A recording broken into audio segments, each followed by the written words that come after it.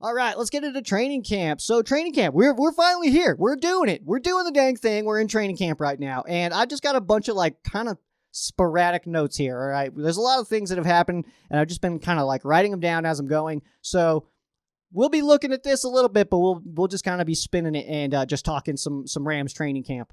All right, so let's go ahead and start today, which is Wednesday, the 28th of July. This is the first day that fans are actually allowed into the venue to check out the training camp. So if you guys are seeing me, you guys will probably already there. As I'm talking right now, I think that people are there watching Rams practice, which is awesome. And I hope you guys are taking pictures. I love seeing the pictures. I usually will scroll through on Facebook. A bunch of my LA buddies out there, they're posting pictures.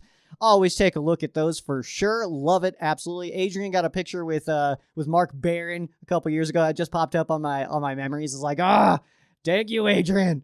Mark Barron's my dude, but it is today. Gates actually, it starts at 4. Gates were at 2:30. So yeah, it's going right now. And then the 30th of this month, just a couple days out, is going to be, what is that, Friday, is going to be the season ticket member appreciation day. So if you guys are season ticket holders, then make sure you guys check it out that day. The 9th is when is Legends Day. But I'll be honest with you guys, I've seen the schedule. Legends are signing stuff on most days. So as long as you can get out there to training camp, chances are pretty good that you'll be able to get like a Jackie Slater autograph or something like that, or maybe a Youngblood, something awesome like that. Some of the old school guys, the legends as they call them, will be signing a bunch of stuff. So if you guys also have more questions about the scheduling, make sure you guys check out therams.com. There's a whole training camp tab, and it's got all the stuff that you could possibly want on there, which is going to be exactly where you need to go. So let's take a look at some of my notes here. Sean McVay did note that 100% of the coaching staff is vaccinated, and a large percentage of the team is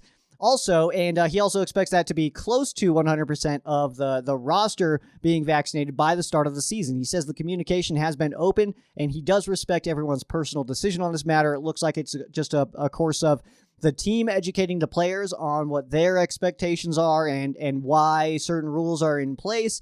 And then the team also hearing and understanding what the players are saying. I'm not going to dive too much into this. It's way too politicized, unfortunately. It sucks that something like this is super political, but I'm not going to get into politic stuff.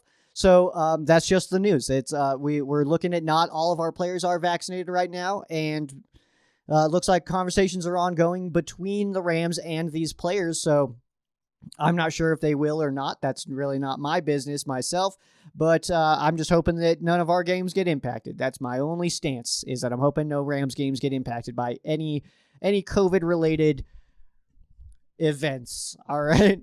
But yeah, this is not an opinion. This is literally the facts. So 100% of the Rams coaching staff is vaccinated. Not 100% of the players are.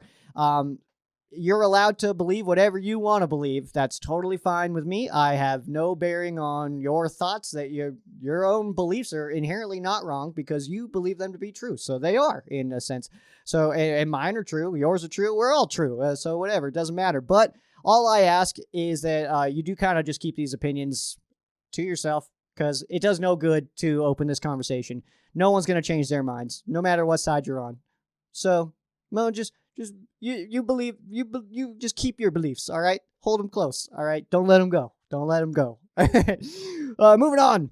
Darrell Henderson will not play in preseason per McVay, all but confirming that he is the clear-cut starter. I had talked about that last week, and then Sean McVay, he was very open about it. He was like, no, Darrell Henderson's not playing in preseason. So it was like, okay, so he's starting. That's awesome.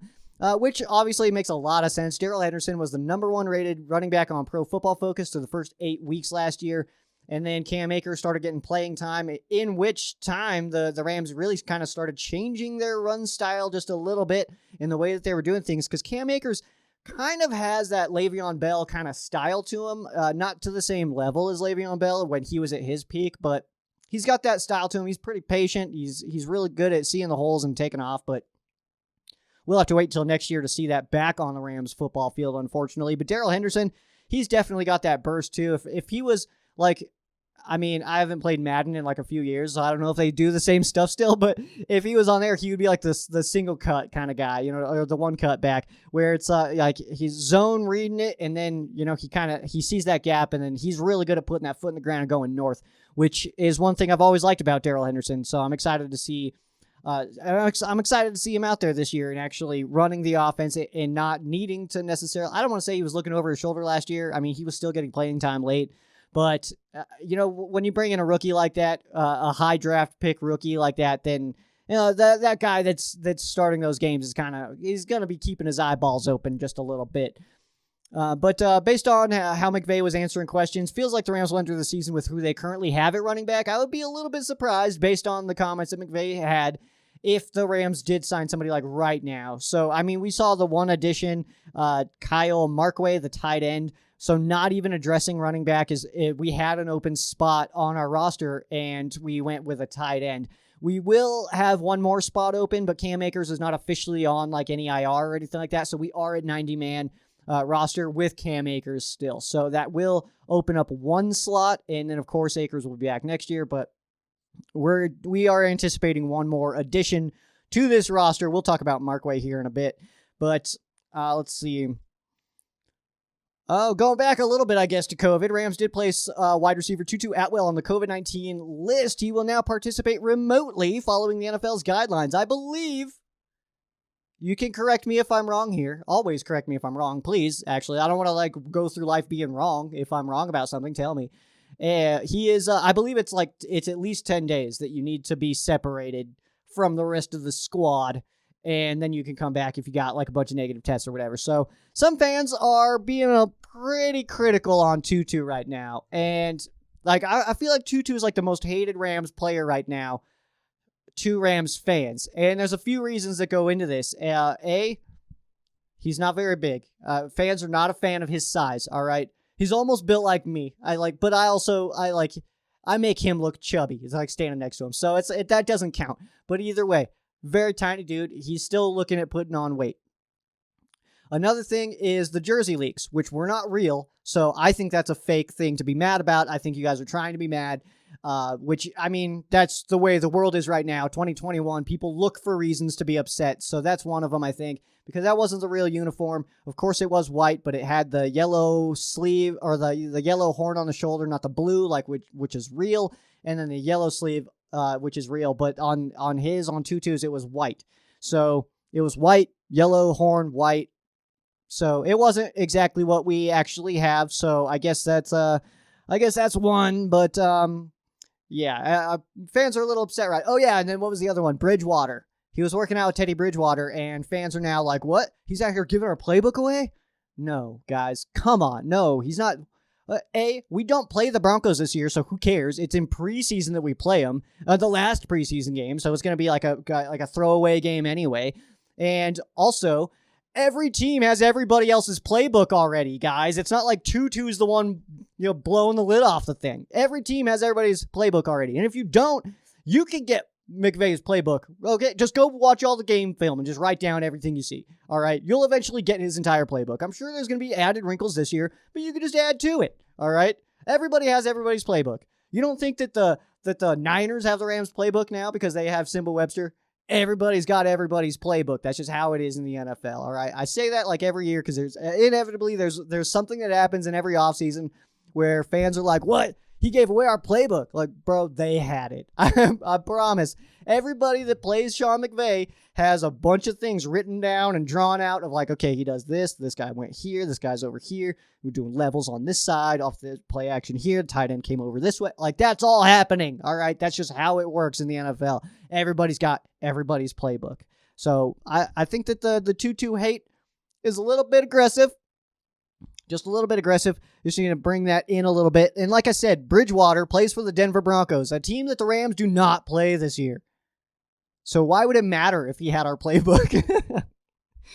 So he can bring it to Vic Fangio and be like, "This is what they're doing out there, Vic. All right, let's get this going." I don't know. Everybody's being aggressive. I think things have been kind of calm after the Cam Akers injury, so I think everybody was kind of like, I need to be mad about something. Like, who can I be mad at? It's like, Tutu's out here working out with people. Hey, Tutu, don't do that. Like, I just kind of feel like that's how it happened, but it's all good. Some people also took Sean McVay's comments about Brian Allen as that Allen is super in the running for starting center. I just don't see it. I actually listened to those comments. It kind of sounded like Sean McVay mentioned Brian Allen at the center spot because like he almost had to. But then he also, like, he was talking about Austin Corbett, talking about the great things that Corbett's been doing. And then he mentioned Brian Allen and said, Brian Allen's played great for us in the past, and I'm happy with the work he's done.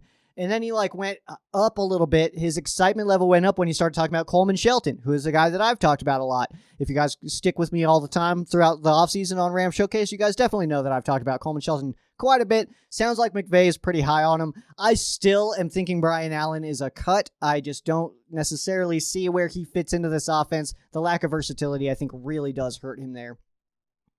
Let's see. Justin Holland's getting some praise from Sean McVay, and that actually kind of guided me to maybe change a couple of things just because of the comments that McVay was saying about Hollins. Sounds like Hollins has maybe a shot to be that guy opposite of Floyd, but we'll see as the preseason goes on where Hollins, where Obo, where Lewis, where they're taking snaps and how they're performing, because of course preseason games are going to be big as far as the barometer goes, so we'll be keeping eyeballs on Justin Hollins. So I do have some other training camp questions in the fan queso, so we'll talk a little bit more when we get to that segment, but let's go ahead and move. Guys, did you know that all of my favorite people see this part of the episode?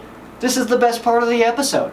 This is the best part here, all right? So for you guys that have made it all the way here, all you need to do is send me a message on like Twitter, Facebook, Instagram, at Ram Showcase on all of them. I will send you guys out a free decal. That's all you need to do. Send me a message. Also, like, subscribe, and then watch the full podcast here. Peace. Go Rams.